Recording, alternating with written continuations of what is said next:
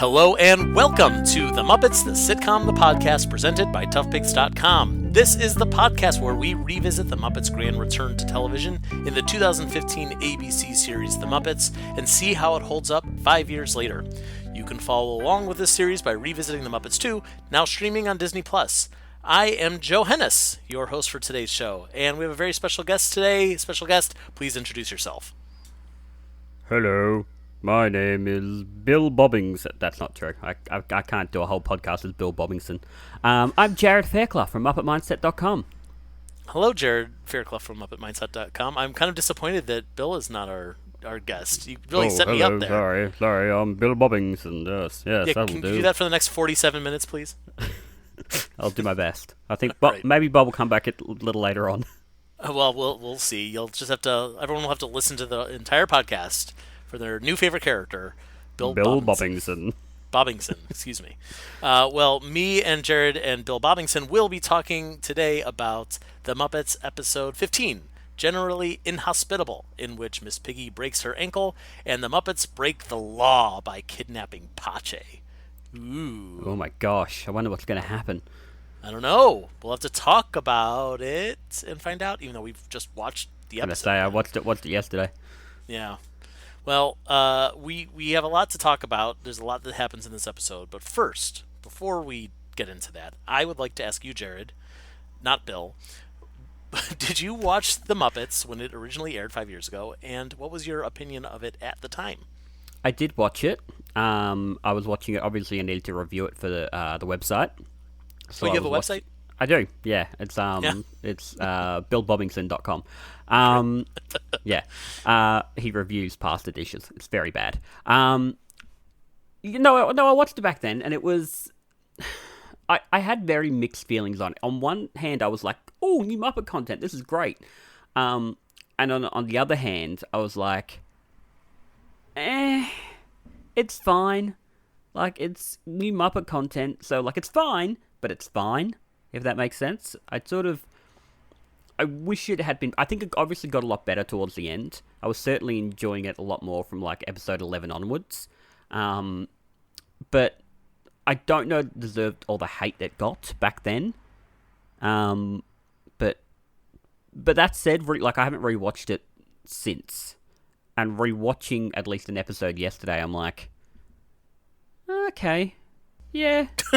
Yeah, alright, So it was you fine. went from like meh to Yeah, Yeah, all Good right. way of putting it, yep. Sure. The good news is that we get to hear about all of your mehs and your hes as we go through this whole thing detail by detail.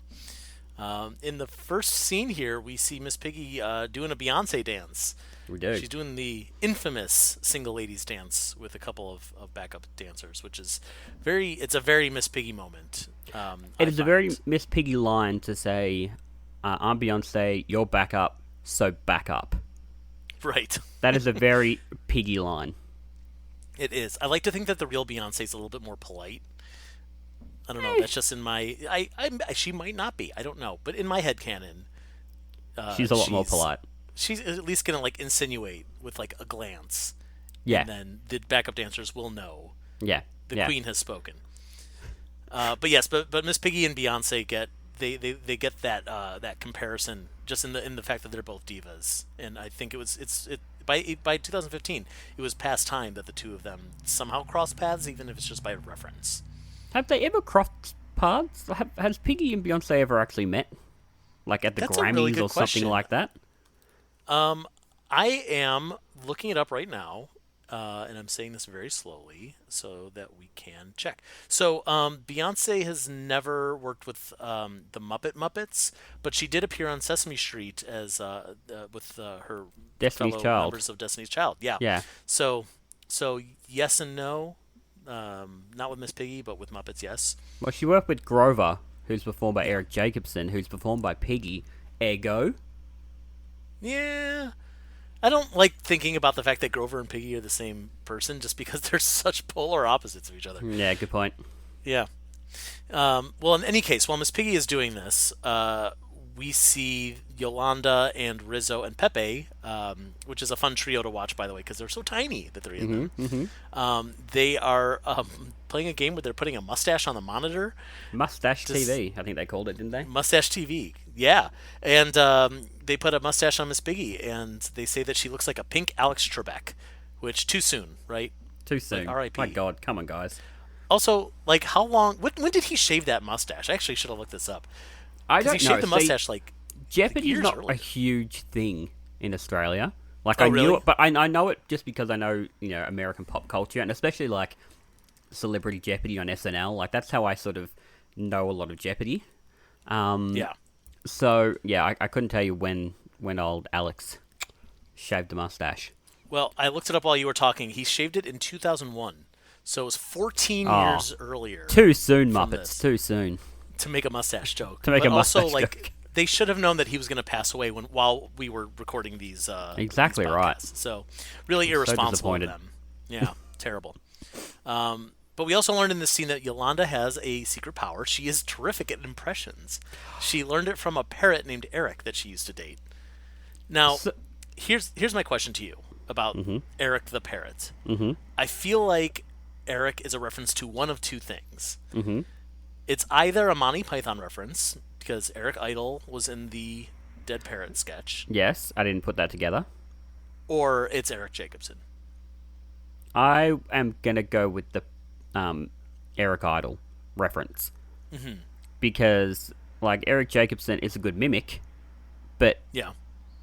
Eric Idle is... I don't know. Right? I'm going to be We up at had night a thinking similar- about this. We had a similar question earlier on this this podcast series where I don't know if you remember, like in like the second or third episode, there's a character named Debbie. It's a Yes. Muppet. She's a humanoid Muppet, and she's supposed to go out on a date with Gonzo, and she ends up with Liam Hemsworth.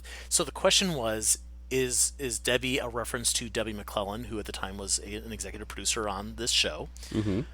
Or was it a reference to Dave Goelz's wife, who's also named Debbie, or Deb, possibly? So we kind of went back and forth a little bit. We did get confirmation eventually, by the way, that it was Debbie McClellan. Oh, was it? So there is an answer. there. Okay, so I would have assume- thought it was. I would have thought it was Dave's wife. Yeah, All right, well there we no. go. yeah.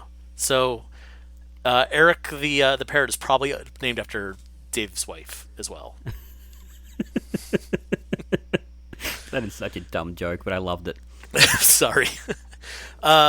Anyway, I think that there's some impressive like choreography and puppetry in Miss Piggy's Single Ladies Dance. I This think whole show had some very impressive puppetry tricks the whole Totally. time. every episode has something that we can point to, and watched, say like they really pulled it out there. Yeah, like Piggy doing "I'm Sorry" in the Reese Witherspoon episode. Oh man, That I still can't quite wrap my head around how they did that. yeah, That's really impressive. incredibly. And I'm pretty sure it's just Eric in a like blue costume or something. I feel like Mike Quinn once said that. But then they've mapped him out and they've gotten rid of his reflections and everything, and I'm very impressed. It's not only that, because I can wrap my brain around. Okay, so they matted out the puppeteer, and we're seeing the background. Like that kind of stuff makes sense to me. Yeah. But when you add on all the layers of like, Piggy's also singing, Piggy's also doing all this choreography, Piggy's also doing choreography with other human beings who have to know how to not just dance, but do the choreography with the puppet, avoiding the puppeteer. Like there's so many layers to this that should not work, and yet this show has made it work over and over and over again. I'm also impressed because at one point when Piggy's hurt herself, you see like a body shot of her, and it's obviously green screened. But it's really impressive green screen, and the Muppets haven't always done great green screen in the past. Yeah. But that one really like stands out as quite well done. I agree. I don't remember the shot too well, which is probably a reason to think that it was done very well, because I would notice. Yeah. We often look at like Emmett Otter characters when they're in marionette style, just kind of like kicking their legs around. Oh, And well, it's I like, mean, it did you see doesn't- that video of I think what's it called, Muppet No Context? That's the Twitter account. Yeah. Did of Elmo a couple of weeks ago. Oh yeah. where like Elmo becomes a marionette when he runs around the thing and his legs are just flailing and it's awful. It's terrifying. I want to say Muppet Wiki posted it and tagged no Muppets. Yeah, but, that could have been it. Either way. But there's something about how, because a puppet weighs so little, when you stand them up on their feet, you can tell they have no weight. Yes. And when you can really mat out a whole puppeteer and have them standing on the ground, then you can kind of simulate that weight. And it's hard and it's rare that it works out well, especially with characters like Kermit is a good example, where like it never looks right on Kermit because he's got those spindly legs. Mm-hmm. But yeah, here I think Piggy looks good, but it's also super disturbing because she's twisted her ankle and it's at a 90-degree angle to the side. Yeah, that was horrifying. Horrific. The bone should be popping out of her skin. Not that I want to see that, but like, come on. Yeah, that was terrifying. I mean, like, you know when you watch those videos online, like everyone has seen them, of like someone when they've hurt, like a sports star when they'll like crack their leg or something. Yep. It really does look like that. Like it's just, it flops and it almost looks like a puppet. So, yeah, no, thank you for making me remember that. Well, there's also a weird, like, when, like, I was asking myself while watching this, when is it okay to see puppets doing that and when is it not okay? You know, I'm thinking specifically about, like, in Muppets Take Manhattan, when Kermit, after he's got amnesia, he's in the hospital, and they're, you know, like, the doctor's, like, twisting his arm, and she's, like, pushing his face into the pillow and whatever. And he's doing all these things that, like, only a puppet could do, and we're laughing along with it. And then sometimes it's something like this where it's like, that's kind of real. Like that, like you say, like that happens to athletes and it's kind of disturbing. And it's not like bent enough or twisted enough to make us go, well, it's the kind of thing you can only do with a puppet. Yeah. Yeah, that's a good way of putting it. And I think because as well, like, it's quite, like she's got the shoes on, so she doesn't look quite like a hoof or anything like that. And because she's pink, she's kind of skin colored. So it kind of looks a little humanistic as well. Ooh, yeah. Yeah, good point. Which just adds to that, like, ugh factor. Yeah. Huh. Well, we have a lot more to say about Miss Piggy's broken leg. You know, there's one thing that I actually haven't talked about on this podcast. And, you know, Ryan and I, as most people who are listening to this know, we're alternating hosting duties. So I have no idea if Ryan actually talked about this in the previous episode. But I was paying a little bit closer attention to the intro theme song in this part. Now, I know that they made a couple of changes between the first half of the show, the second half of the show, of what it was, but I don't think I ever really noticed that, like, there's this cacophony of Muppets, and I kind of just saw, like, oh, they're all, like, going to craft services, they're all doing stuff, there's just people and monsters and animals and whatever. But I never noticed that there's, like, a little, like, almost subplot in there where Kermit is trying to get to the coffee maker and he's trying to get coffee, but everyone keeps interrupting. Everyone's like bumping in front of him. Have you noticed that before, or am I just late to the party? No, you're very late to the party. I noticed that. I noticed that first episode in 2015, because what the change was that in the first few episodes, you know, Kermit's trying to get it. He finally gets it, and then Piggy takes it from him, and he goes, "Oh, it's time to get things started." That was my bad Kermit impression. And Terrible. then in we'll the edit it out. Don't worry. thanks. What did you think, Bill? Oh, I thought it was great. Thank you. That's what he's here for. He's my cheerleader. But then when, you know, they revamped, as I'm sure you've discussed in this, and they wanted to make Piggy a little nicer and stuff like that, she then brings him the coffee. Right. So, she brings him like a Starbucks. Yeah, she brings like a Starbucks. Coffee. Yeah. So that's sort of where the little differences are. Like, everything's pretty much similar, except instead of taking the coffee, she gives the coffee, because now Piggy's nice. I like that. And that will fix all the issues.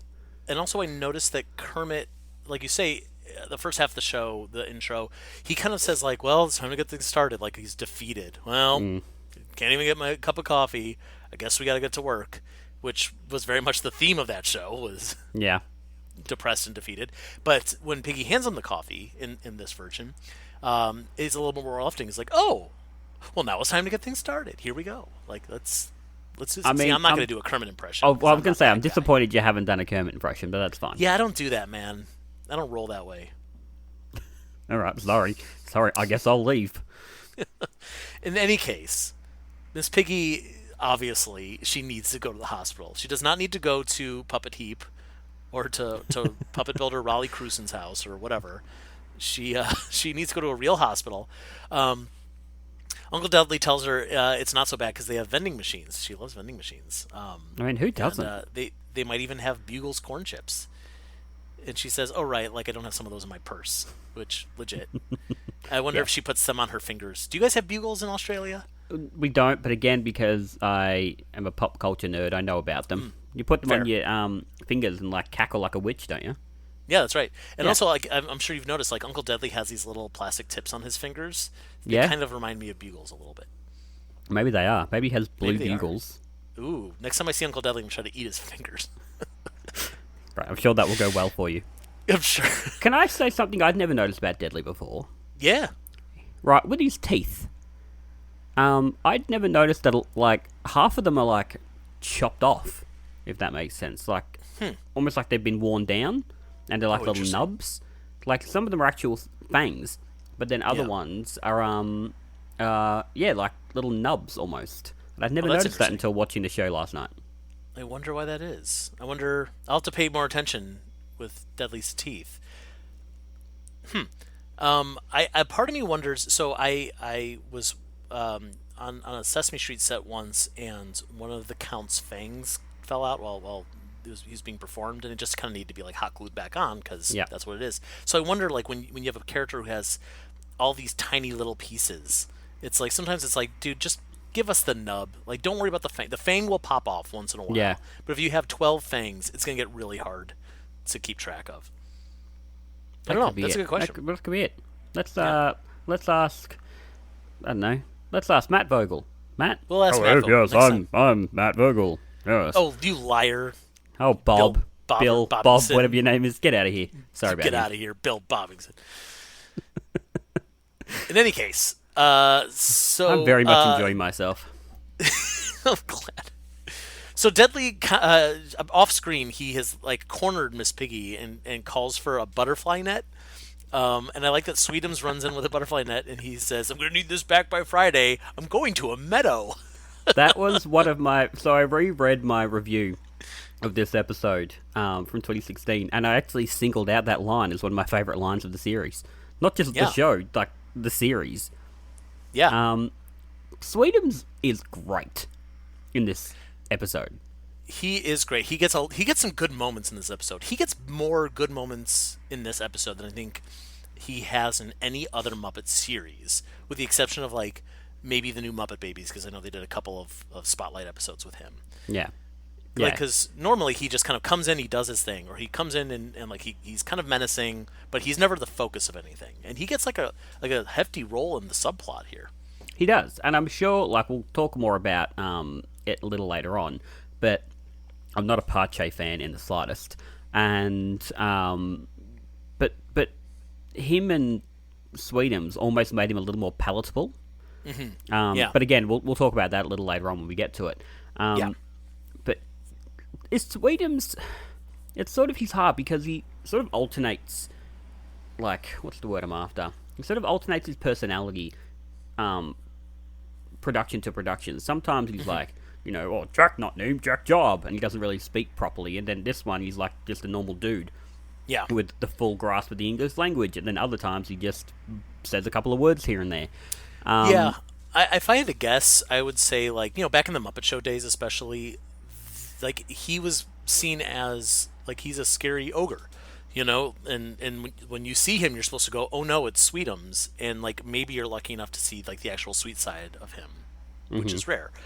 But now, the Muppets aren't really the kind of franchise that have a bunch of scary monsters. They have weird monsters, but they don't have like that spooky scariness anymore. So Sweetums has like softened a lot to where he's a lot more cuddly and with like a side order of weird as opposed to the other way around. Mm-hmm. Yeah. Like I don't remember the last time like we saw Sweetums and he did something where like the characters were supposed to respond as if like they're saying like, eek a monster, Yeah. I think that was only at the start anyway, wasn't it? Of like his being, I guess, because then even the Muppet Show showed how sweet he was with Robin and stuff like that. Yeah, which I think people also remember. I'd love to actually say this with more confidence, but like I feel like he only had one or maybe even two scenes with Robin. Well, Like they had the song that they sang together. And one they had a thing lot of merchandise. Well, that's it, because I was going to say, one thing I noticed, because I visited the set, I was actually, just going to say, I was meant to be on the podcast earlier. I was meant to be on episode 11. You bummed me for Julianne Buscher. That's fine. That's fine. Yep. Yes, it is fine. That's fine. I was meant to be on that episode because I was actually on set during that episode for 2 days. But Lucky one you. thing, yes, well, look at me. But I was in Kermit's office for most of the second day because they were filming. What were they filming? Oh, they were filming Kermit and Piggy in the doorway talking about, hey, we should just have all our friends on the show. But I got a good look at Kermit's office, and one of the things that was in there is the photo that's quite well known of Sweetums and Robin together. Yeah. And I'm like, so is it... And that just gets to Muppet canon, and that's a whole other kettle of fish. But are those two, like, have a bond in this series as well? And then I was disappointed when Robin turned up that he and Sweetums didn't get any time together, and that was the whole thing. So, yeah, I would like to see more of them together. I know for a little while they couldn't because Matt was performing both of them. But Right. now And that now Peter's doing Robin. Yep. Robin, hopefully we get more of that, because I really like that. I like unlikely friendships, if that makes sense. Sure.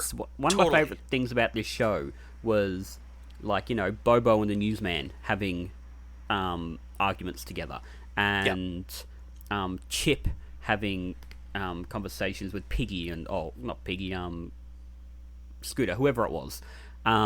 Little things like that where I was like, I like the unlikely friendship part of this show. And I think it's something with such a wide range of characters, I think it's something they should be doing more of, but they're not. And that's one thing I remember thinking when this show first aired. Like, why don't we put them together more? Like, and I think that's something that maybe would have happened had the show continued. But I remember saying at one point, like, this is all well and good, but let's see what happens when you put Sweetums and, you know, beautiful Day Monster in a traffic jam or something. Little things like that, where it's like, let's just put some different characters together, find some new dynamics, maybe get some new sort of characters out of it, I guess, that can go forward into the franchise. I just found we didn't get quite enough of that. That said, I liked the fact that something like Big Mean Carl and Sweetums were such big parts of this episode with Pepe and Rizzo and Yolanda. But it's just something I wish we had more of. Yeah, I agree. And, you know, especially when we don't get an opportunity to have, you know, 15 episodes of a show, which is not nearly enough, but it's something, then, you know, we're stuck with... I'm not even going to think about the movies, but, you know, we have commercials, we have TV appearances, we've got, like, maybe some web content if we're lucky, and that stuff is so few and far between. The Muppets can only focus on the core characters. Yeah. Maybe they can pepper in some of our, like, you know, fan favorites, but, like, really it's going to be Kermit, Piggy, Fozzie, Gonzo, Animal, that's it. So, here they've gotten to a point where we can say, like, look, we can expand. Like, yes, we have our plot about Kermit and Piggy over here, but over there we can start peppering in all of these secondary, tertiary characters to get people to love them again, because we've built up our audience fan base a little bit, but also, like, look, we have really, it's just like 7.5 hours of content to fill. Right. And so we can dedicate some of that to Sweetums or whoever. So the moral of that story is, you know, the Muppets need to have, like, a TV series, a regular TV series that's more than, you know, even Muppets Now, which didn't get a chance to focus on anything beyond the core characters for the most part. And even if it did, there's 8 episodes of that? Like, it's nothing, you know. They need something substantial so that we can tell people, like, hey, you remember these guys? Yeah. Or, like, to your point, we can create new characters and new character relationships. And a perfect example in this episode too is Yolanda. Like, Yolanda is running part of this this B plot that we'll talk about in a few minutes, and she would not have gotten that opportunity to be this character and to have these relationships with, Rizzo and Pepe and Sweetums and Pache and whoever else if we didn't have this series as an opportunity as a whole. Yeah. I do think that I'm probably looking at this, and I remember, back then as well, I was probably looking at it too much as a Muppet fan, because I had, thinking about it now, you have to remember that obviously a lot of people hadn't watched the Muppets in years and didn't know what their dynamics and stuff were, so it makes sense that they can't do that they can't just, devote a bunch of time to Beautiful Day Monster or whoever it might be. So I guess it makes sense, but I don't like it. That's okay. It. I'm going back in time, go. and I'm gonna make my point known in 2016. Cool. Good luck. And then we'll do a podcast about it 5 years after. Okay, great. So, great. Yep, great. Anyway, what happens next in this episode is Pache shows up. Everyone's favorite human, Pache. He wants to bring in a DJ to guest host because Miss Piggy will be out of service. And Kermit accidentally lets this fact slip to Miss Piggy when they're at the hospital. And I like that Deadly responds, "You didn't tell her? What's your job anyway, Frog? Senior VP of avoiding and omitting? Lies are toxic, Kermit. That's why I live a 100% transparent life." Now, it's a good line from Deadly as a whole. But what's most interesting to me is, so 2 episodes ago, before this episode, we spoke with Matt Vogel at length about Uncle Deadly, and he talked a lot about how we don't want to see too much of Uncle Deadly's life. Like, he's best as an enigma. So with that in mind, for Uncle Deadly to say, "I live a transparent life," and yet we know nothing about his life, is kind of like a really good in-joke. It's just for us. Like, it's kind of a joke that, like, maybe 18 people will get. And not the 500,000 who watched this. I don't know how many people watched this episode. Probably not that many. No. Yeah. Look, I'm assuming this has been spoken about as well, but Deadly for this whole show was the MVP of the entire series. Literally, we've said that in every episode of this podcast. It's 100% true. Yeah. I'm going to say it again. Yeah, please. I mean, what... out of everything we got out of this show... that sort of has stayed on for the last 5 years. You've got, his relationship with Piggy, and you've just got him being that sort of kind of creepy, kind of flamboyant weirdo. Mm-hmm. Like, even going back to something like the 2011 film, he wasn't that. He was, he was a little bit odd, but he wasn't anything, crazy. And then this show turned him into that sort of, I guess, flamboyant weirdo is the best word for it. And I'd love to know how they got to that point with him in developing that character. Mm-hmm. But however they did it, thank you, because what a dude. I love him. I think he shot up people's favorite Muppets lists. I agree. He is number one for a lot of people. Yeah, it's true. We should have a whole TV show about just Uncle Deadly. I'd be okay with that. All right, let's do it. All right. Back at the studio, Rizzo, Pepe, and Yolanda have been tasked with distracting Pache until Kermit can figure something out. I like that Yolanda asked Big Mean Carl if he can use the horns on his head to hear Pache's conversation, and Carl says they're vestigial. Vestigial? Oh, vestigial. God, vestigial. Woo. They're vestigial. Wow. Which vestigial. I remember when I wrote me my not being article. Able to read my own handwriting. Yeah, Sorry, go on. I remember when I wrote my review on it, I had to look that word up. You know what? I looked it up too. I thought I knew what it meant, and I'm proud to say I was not far off. But I looked it up, and vestigial means it's a part of the body that has evolved to become obsolete, like our appendix or our wisdom teeth in humans. So apparently, I'm now curious, what was Big Mean Carl's ancestors' purpose for the horns? Like, the obvious reason is battling, battling or fighting or whatever. Yeah. But I kind of like to think it was something else because Big Mean Carl's such an odd character. I feel like it'd be for ring toss or something like that. Yeah, or amplifying their voice so they could scream better. Or or like an antenna to sort of like get information in. Sure, yeah. All right, well, everyone send us your theories. But Carl decides he's going to use his other superpower, which is eating things. And he goes up to Pache, grabs his cell phone, and eats it. And Pache says, "Thank you, fur creature. I needed an upgrade anyway. iPhone 7, here I come."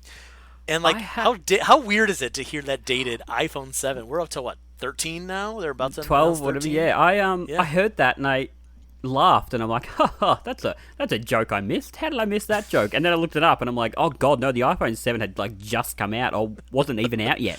Yeah. Yeah. I laughed at it going, what a hilarious dated joke. Oh, they didn't mean that. Okay, great. And like the funny thing is that this is one of our complaints from like way back at the beginning of the series, like when the Muppets are name dropping things like, Uber or Tinder or whatever they were talking about in those first few episodes. We knew at the time, 5 years ago, that those references were at some point going to be dated, and that's one of the reasons why, like when we watched the Muppet Show or the Muppet Movie or whatever it is, they don't have those pop culture references, or if they do, they're very rare and spread out, so that the show can continue to be evergreen. Yeah. And here, this is a perfect example of a reference that it was supposed to be a reference to. It's the next iPhone. It is very exciting. And now we're watching it and going, it's funny, but you didn't intend for it to be funny in 2020 for the reasons that we're laughing at it. Over at the hospital, Miss Piggy is, she's now in the hospital bed, and she's being looked over by her doctor, played by Phil LaMarr, who you might recognize from Mad TV. He was in Pulp Fiction. He got shot in the head. Spoilers for Pulp Fiction. What? Yeah, I know. Damn it! How dare you spoil a 35-year-old film? He also does a ton of voice acting, including the Justice League series and Futurama.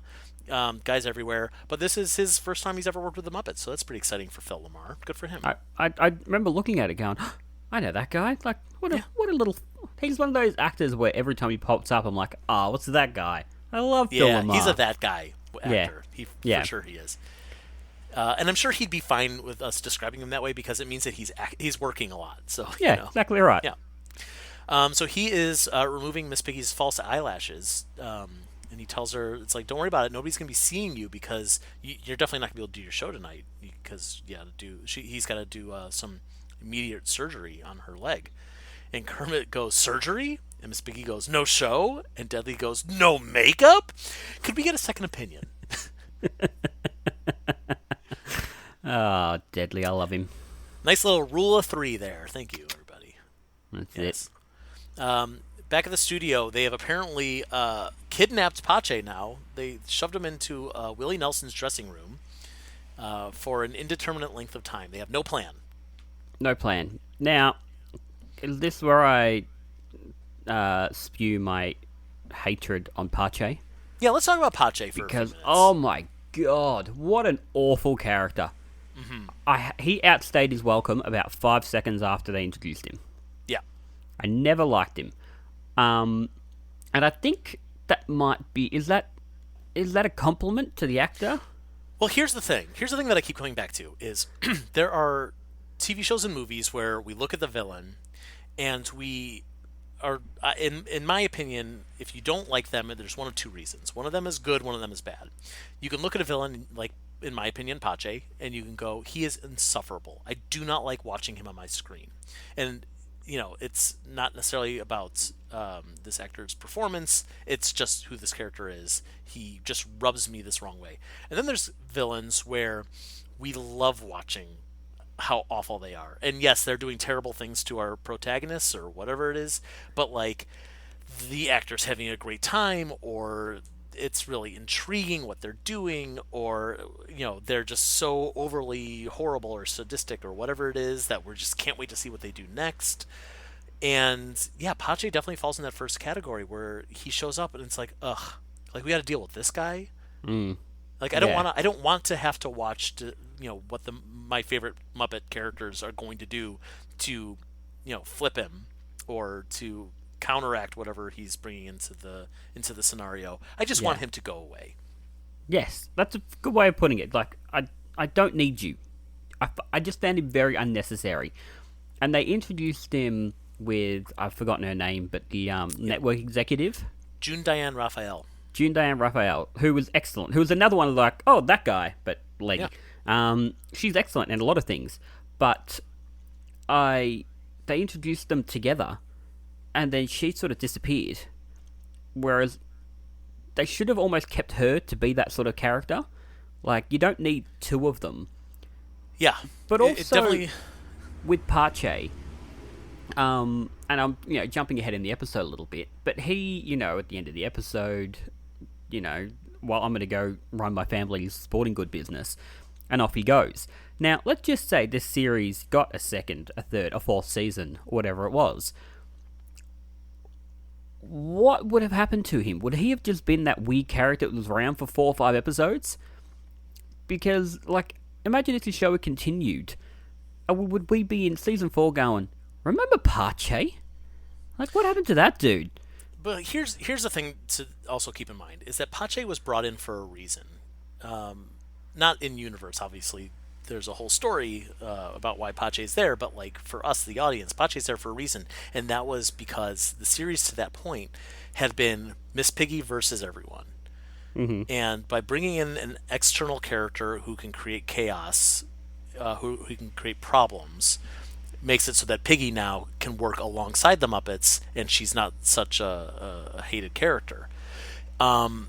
So I think that Pache coming in was important to give us that dynamic back of, we're just trying to put on a good show. Mm-hmm. I don't know, if they had gotten a second season, would they had to keep that up, or bring in someone different, or bring Pache back in a different role, or who knows what, just to make sure that Piggy doesn't kind of fall back onto those old patterns. I have no idea. I'd like to think that the show doesn't need an antagonist. When the struggle is, how are we going to put on a good show? The Muppet Show did that for 5 years. Mm-hmm. So it's the formula is there. It's just not one that's really used that much in the current era of television. I think as well, because he really, again, he was the antagonist, but he didn't really bring that much of a threat. Yes, okay, you wanted to change a couple of things on the show, but he was quite easily yeah, we're not doing that, we're ignoring you. And he'd be like, yeah, no, that's a good point. All right, yeah. And off you go. But whereas, the villains in the movies have all been actual real present dangers and stuff like that. Doc Hopper wants to straight up murder Kermit. But, Pache's just I think we should, put some hashtags on the show or whatever it was. And they'd be like, no, and he'd be like, all right, whatever, and off you go. So I think that's why he felt unnecessary. Yes, okay, he brought them together a little more, but he didn't do anything else. That is a really good reason why, to your point, that June Diane Raphael's network executive character would have been a much better villain, because she comes in and she's like, look, here's what you got to do. And they kind of can't say no, because her response is, okay, well then I'm going to cancel your show. And that kind of goes along with back, again, on the Muppet Show, J.P. Gross, he owns the theater. Whatever he says, we have to do, because we would not be able to do our show without the approval of this person that we don't like. Whereas Pache is just honestly, Pache fills the role that, I guess Sam the Eagle should have had filled on the Muppet Show, where he comes in and he says, here's the changes you need to make for my own reasons, and the Muppets can say yes or no, and we can kind of shuffle him away, because we don't really take him that seriously. And suddenly we have this character who is creating a small amount of chaos, but not so much that we're fearing for our careers. You know what I mean? Right. And I think had they brought in June's character a little more often, because she was only in 2 episodes. Even then, Pache was only in about 5 or 6. Sure. But she was only in 2 episodes. Had they brought her in a little more, if even just one more time, to just really remind them, hey, I remember, what's their line? We're all a big family, but he's the dad. Or something like that. Sure, yeah. Yeah, and I remember thinking that was quite a funny line. But had she come in a little more often and been that sickly sweet, this is what you need to do, you need to be listening to him, hey guys. Mm-hmm. But she didn't, so she sort of disappeared.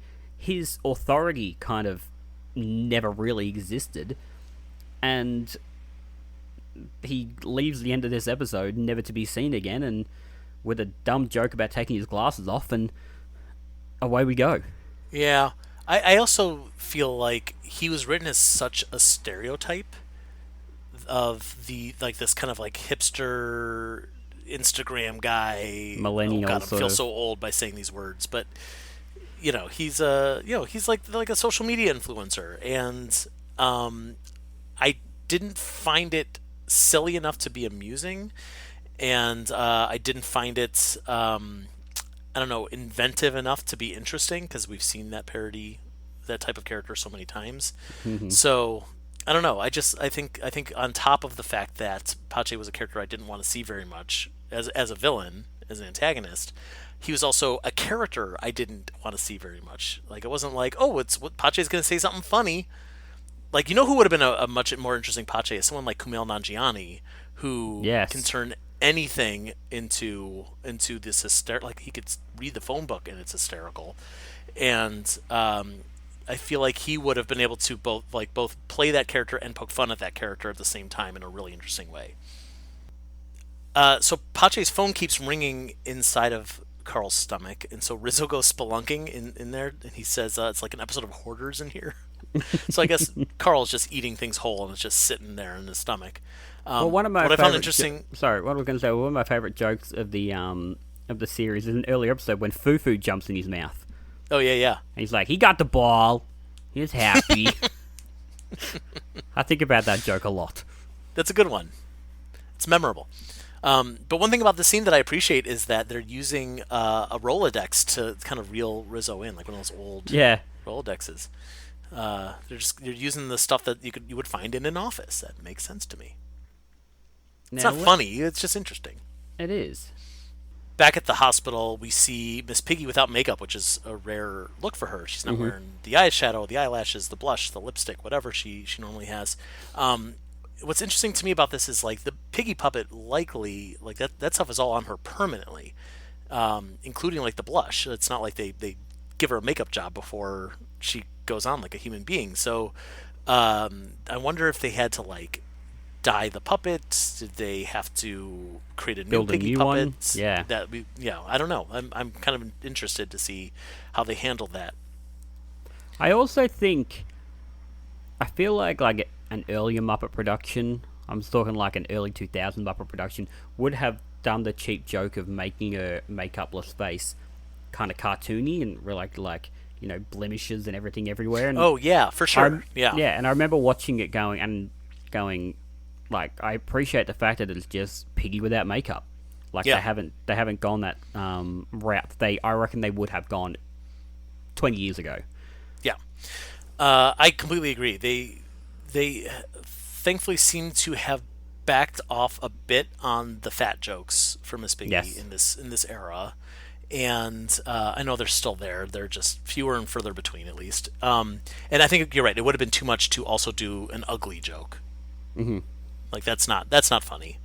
And like also we've been spending the second half of this season finding or rediscovering Miss Piggy's humanity and some sympathy for her and her vulnerability. And I feel like this is a big part of it. Is like it's not vulnerable to say like, oh, I've got blemishes and crow's feet. It's vulnerable to say like, this is who I really am. So yeah, that's important. It is. Well done, Muppets. Well done. Speaking of which, she has this moment of vulnerability. Wow, is that a hard word to say? Vulnerability. Where she's telling Kermit she grew up on a farm. If someone broke a leg, they were taken away and they never came back, which is, I mean, that's a real thing for farms, She said, she'd see them again in the butcher shop window or the Cuban barbecue or the treat bin at the pet store.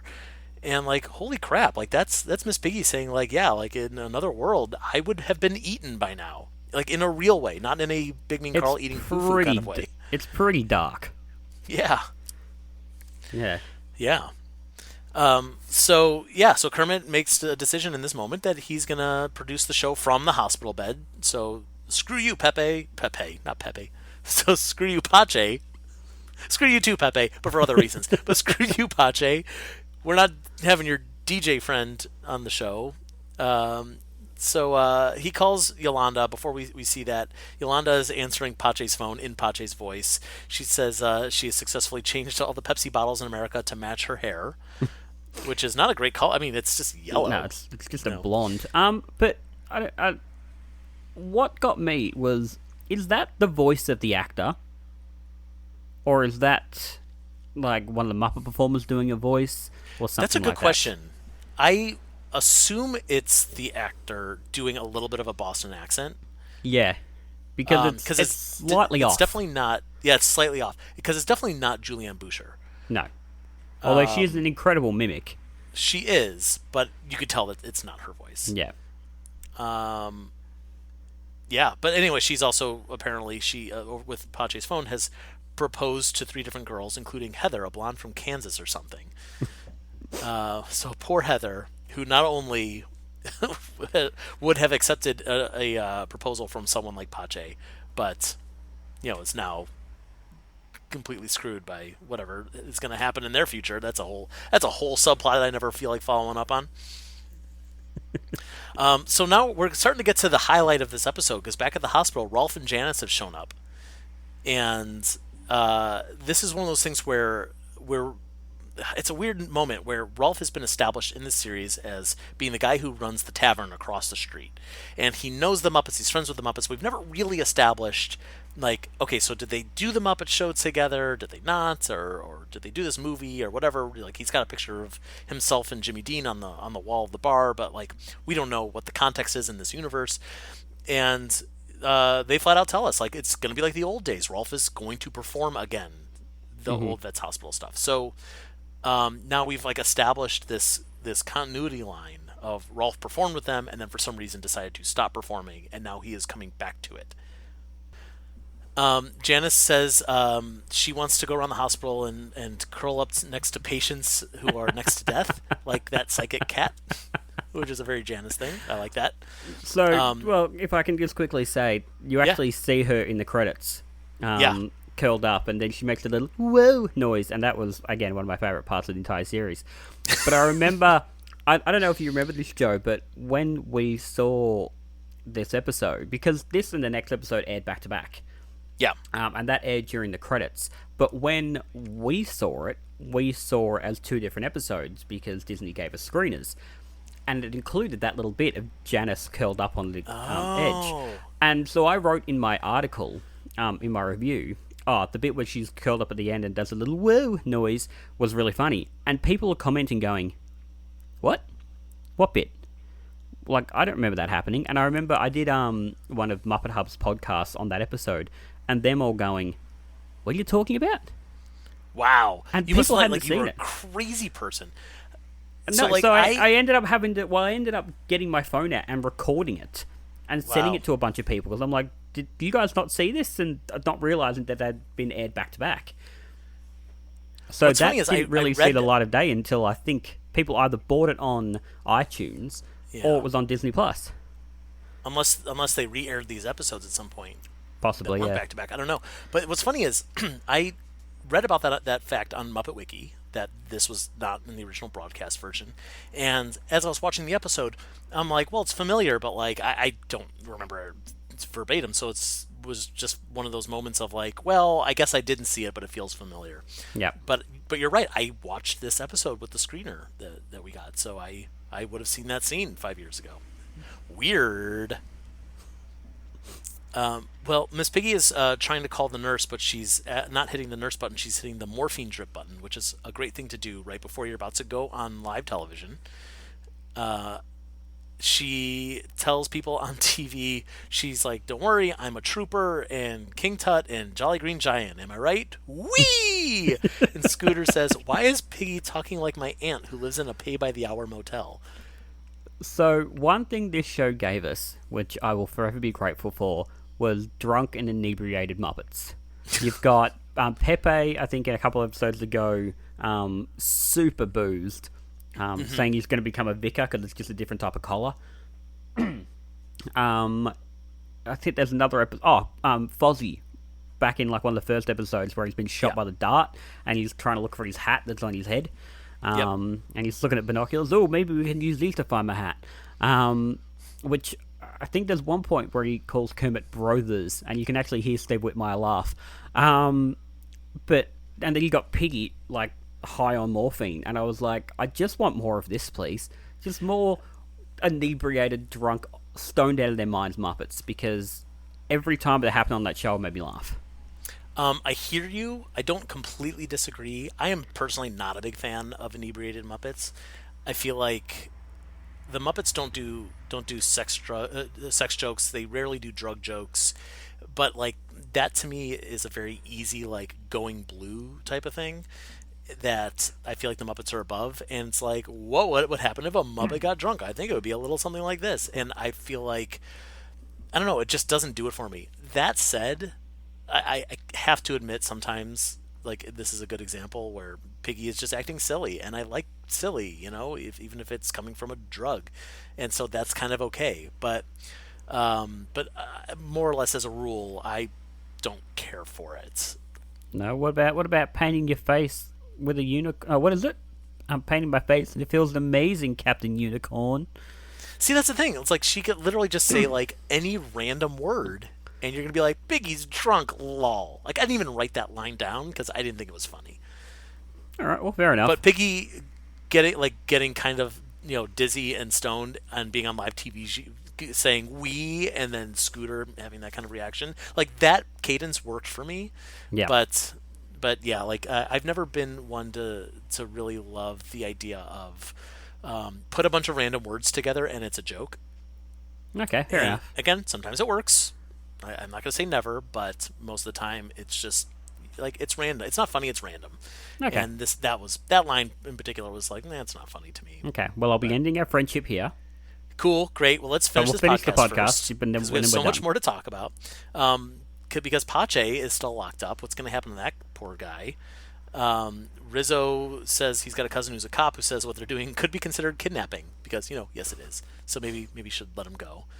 This is the point that we mentioned earlier that Sweetums kind of like jumps into action and he starts to have this like heart to heart with Pache. Most of it's off camera, but Sweetums is kind of being a real person and finds out that all of Pache's bad attitude kind of stems from the fact that he doesn't have a good relationship with his father, who has never said "I love you" to him. And has Sweetums had the same sort of experience? That's a good question. I think Sweetums. That's why he connects so well, because I think Sweetums doesn't get told he's loved enough. Did Tamanella tell Sweetums that she loved him in The Frog Prince?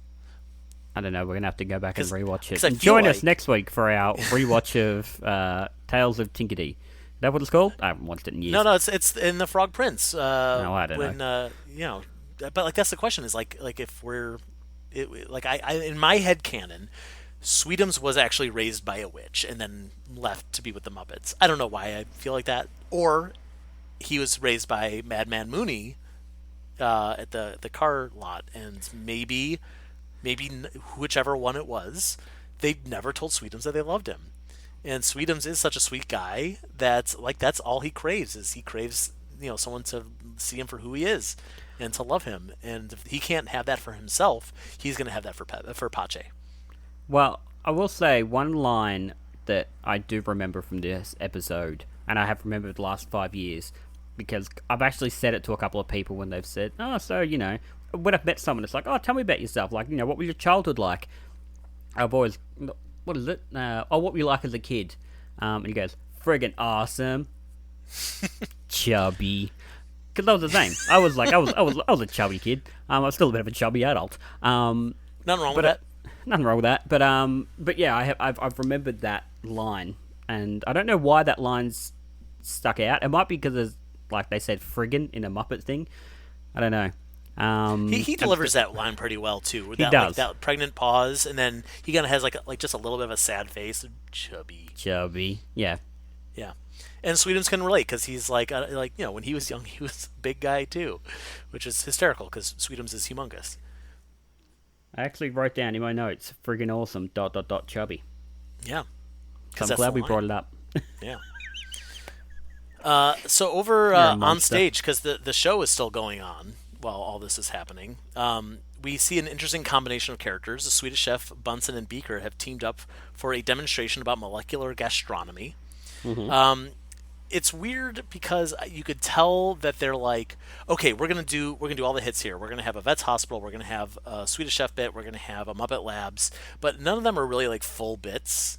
Like, there's not even much of a joke to this molecular gastronomy thing, other than like Bunsen flash freezing a meatball, feeding it to Beaker, and Beaker kind of has this weird, like, his neck elongates and he flies into the air, and it's not really a bit. It's just like, let's see what happens to Beaker, and the Swedish Chef doesn't really need to be there at all. But we're kind of reminded of like, hey, remember that stuff that you used to like about the Muppets? Well, they're still here in some sort of weird abbreviated, like, nostalgia. Yeah, like, we're going to tease sort of you with it, but you're not going to get enough of it to be satisfied. Yeah.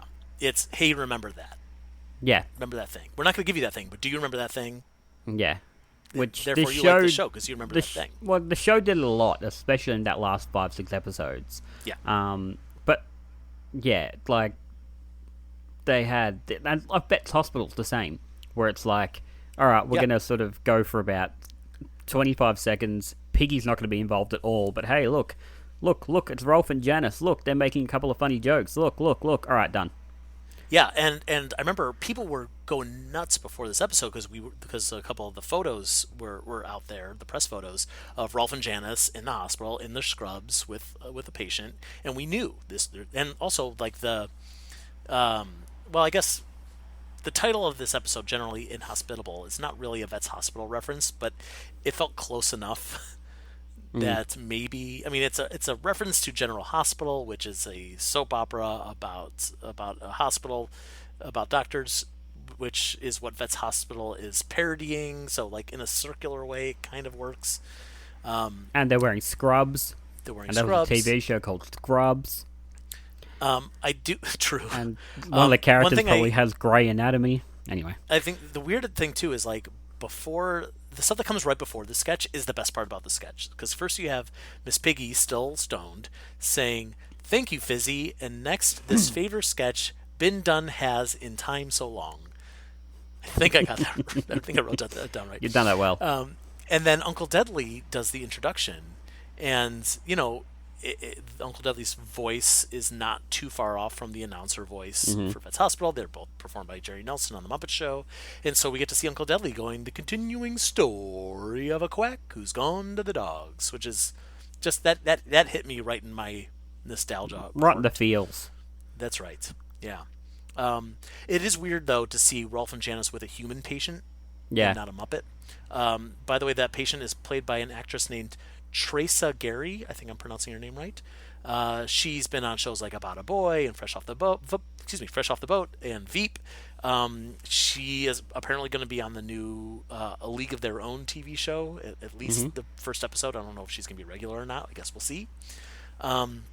Janice threatens her with a sledgehammer. Rolf brings out the tambourine, and just like you said, like, as soon as it starts, it's basically over.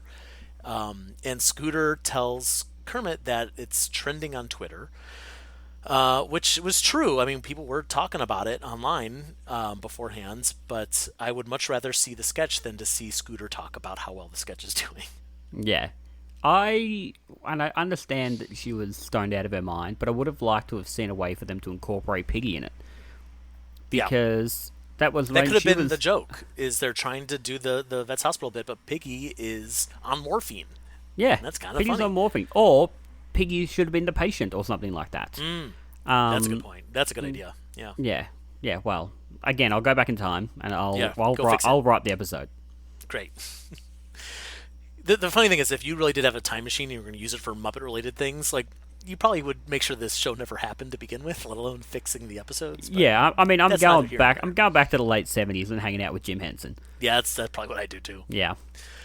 Speaking of the late 70s, Willie Nelson, who's probably in his late 70s, he's there in the hospital with them, singing "On the Road Again" with the Electric Mayhem. So he has not worked with the Muppets as much as you would think. You would think with a guy like this who was around, he was popular in the era that the Muppets were, where the Muppets did appreciate country music a lot, especially in the 70s and 80s. You would think that they would have crossed paths a lot, but they didn't. he covered Rainbow Connection for an album that he recorded in 2001. And around that same time, he met Kermit the Frog at the Songwriters Hall of Fame Awards. But I don't think they did anything together. I think they just took a photo.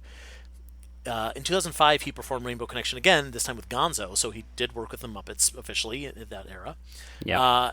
And one thing that I found interesting was in this performance, he has completed the Muppets connection to the Highwaymen. I don't know if you know the Highwaymen, but that was a supergroup of Johnny Cash, Chris Christopherson, Waylon Jennings, and Willie Nelson. And the other three members had appeared on screen with the Muppets. They had. At some point throughout the years, and now the fourth and final Highwayman has been in a Muppets TV show. So there you go, the Highwaymen and the Muppets together at last. I remember reading once that a lot of people had thought that Willie Nelson had written Rainbow Connection. Because it was a really popular... it was a popular cover that he did. Yeah. And, I mean, he performed it a lot. I think he's performed it... with... Jason Mraz or something at one point as well, or something like that. He's performed something like that before, but a lot of people think that he wrote it and didn't realize that it was a Muppet song first. Well, and I mean, I don't know if this is why, but I do think that his singing voice is kind of similar to Paul Williams. Yeah. So if you had heard Paul Williams' singing voice, maybe you would think for a second that it was Willie Nelson. I don't know. It's also one of those things where, like, I remember, like in the Napster Kazaa illegal music downloading days, things were just mislabeled all the time. If you looked for Rainbow Connection, you were probably going to find Willie Nelson's first. Right next to like all those like song parodies about drugs that were written by Weird Al Yankovic. Yeah, that were never written by Weird Al Yankovic. Of course, no. Back at the studio, we're just going back and forth here. Studio, hospital. Yolanda, impersonating Pache, has got Pache's dad on the phone.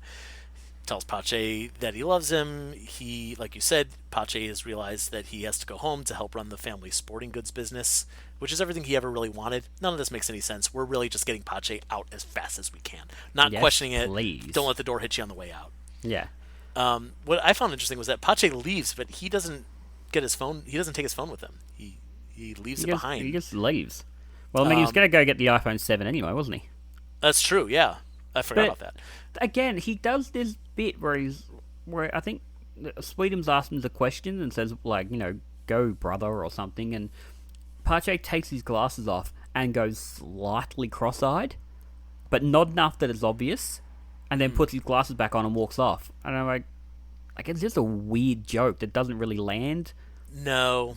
That's and the kind also, of joke that would land if it was a Muppet wearing glasses. Like if Scooter took off his glasses. I mean, maybe not Scooter because he has a weird eye thing. But like, if a Muppet wearing glasses did it, and then you cut to they have cross eyes, and then they put it back on, they have regular eyes. It's like that's funny because there's a puppet joke. That's a puppet trick. But also, you and I both wear glasses. I don't know that. I don't know if you take your glasses off. Do you go cross-eyed? Because I certainly don't.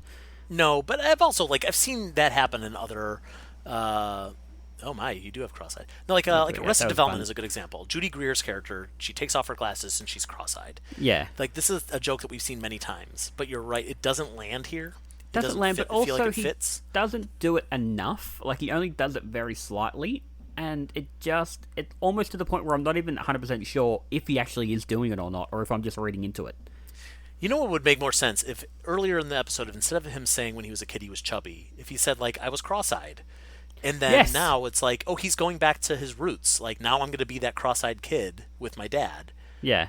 But he doesn't. He just takes it off. He's cross-eyed. He puts it back on. He's out of the scene. He's gone. But what I thought was funny, just as a little tag to this scene, his ringtone goes off, and all the Muppets start dancing, partially in celebration for having gotten rid of Pache. But Chip comes in, and he's doing this, shaky dance with his tongue out. Way out. It's great. It's a fun Chip moment. There's a fun Chip moment. I forgot to say, one of my favourite moments from this episode as well is when they decide they're going to kidnap Pache. Mm-hmm. Pepe, Rizzo, and Yolanda all yell out, "Get him!" And Sweetums yells out, "Yelling!" And then they all run. And I had forgotten about it. And in my review, I had written about it. And I'm like, I don't remember that at all. And I rewatched it, and yeah, sure enough, he just shouts, "Yelling!" And they all run. And I'm like, Oh, that's good. I missed that joke. Great. That's why we have to watch these every 5 years to catch all those jokes that we missed. Exactly right. So Piggy is now being wheeled into surgery. The show's over, and she's completely drugged up. She's completely drugged up. She's got her makeup off again, although she has got her eyelashes, I should say. Mm-hmm. So yeah, if she's getting leg surgery, she can wear eyelashes. It's well, fine. then why did he take them off at the start? Oh, it's procedure. I don't know, man. Wow. Who's to say? It's a massive plot hole, and I'll be fixing that when I go back in time. Great. She is still on the feed, so people at the studio can see what's going on. And she confesses her love for Kermit. She says, "I love you." And everyone freaks out a little bit. And then as she's being wheeled away, she also confesses her love for the hand sanitizer thingy, a space cowboy, and a tiny talking giraffe. And hilarious. That could have been played as well, quickly as like, Piggy just loves everything and she's on drugs and whatever. But then Kermit admits he also loves Piggy, and he is also on the feed. So now everyone except for Piggy knows. I mean, we all knew. We all knew. Oh, I wonder what's going to happen as it leads into the next episode. A cliffhanger that gets paid off about 10 seconds later. That's true. That's true. But I did notice she says she loves the hand sanitizer dispenser thingy. What a timely reference. I thought about that too. She knew. Wow, she's like, everyone should get one. Wink, wink. Before 2020. They made too soon jokes about Alex Trebek, but they're also making timely jokes about hand sanitizer. Wow. Yeah, this episode is very prophetic. Who knew? Pathetic or prophetic? A little bit of column A, a little bit of column ugh. So yeah, and like you said, this is leading into the final episode of the Muppets the sitcom, which is, I mean, we're gonna see everything kind of wrap up here. So that's it's interesting. You'll have to come back next week and listen to see what we think about that. But I'm excited to find out. Before we talk about that, because again, that's happening next week, I want to ask you, now that you've watched this episode again, 5 years later, and like you said, you have not watched this since your original viewing, correct? Correct. How did it compare to your first viewing? Oh, that's a very good question. It's funny, the notes I wrote for this episode yesterday when I watched it are very similar to the notes I wrote going back and reading my review of it from 2016. I think I watched it again and go, I just remember how much I disliked Pache. It's surprising how much of this episode I remembered as well. Like, I remembered the friggin' awesome chubby line. I remember Hi Piggy saying, Captain Unicorn and I love you, tiny talking giraffe and stuff like that. So, compared to how I felt about it last night, it's pretty similar. I'm watching it again thinking, I'm glad the show didn't continue. I was really disappointed it didn't continue back then. But in hindsight, I'm like, okay, well, look what we got out of it. Like, we got, like, the Muppets, the live shows and stuff like that. I think this show helped them realize what they shouldn't do and what the Muppets shouldn't be. And they probably figured that out a little bit too late in the game. And so I can certainly understand why a lot of people don't like this show. I will probably now go back and just, it's like Disney Plus. I'll probably go back now and quickly have a little rewatch and stuff like that. But I can certainly understand why people don't like the show. The episode wasn't as... It's funny, it wasn't as good or as bad as I remember. It's about the same. I'm just glad Pache's gone and I never have to put up with him again. Well, yes, until you rewatch these episodes, like you just said. Then you're going to deal with Pache all over again. Damn it. Sorry. No, I think that's a really good way to think about it. A lot of our guests have talked about how they wanted to see the show go on because it was on this upswing. The second half of the season definitely was better than the first half. But, hearing you talk about it, I think I agree with you that really, even though it was getting better, it's probably for the best that it didn't get a second season, because that would have created this precedent of, like, not, it would have created this precedent that the Muppets can do this kind of genre. We just need to kind of morph it to fit the Muppets, as opposed to the idea of like the Muppets just don't fit here. You can't fit this square peg in a round hole. Yep. Instead, we have to put the Muppets in a place where they actually belong, like the Muppet Theater or in any of the settings of the movies or whatever it is, and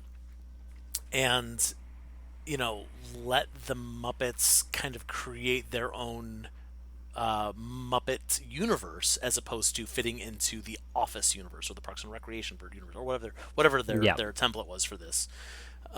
So maybe really is for the best that this show went away, even though it was getting better. And like you said, it gave us the Hollywood Bowl show and the O2 show, which unfortunately, of course, most people didn't get to see, but we also recognize that those shows were what people liked. They are shows that people say, like, they can point to and they can say, these are the Muppets that I remember.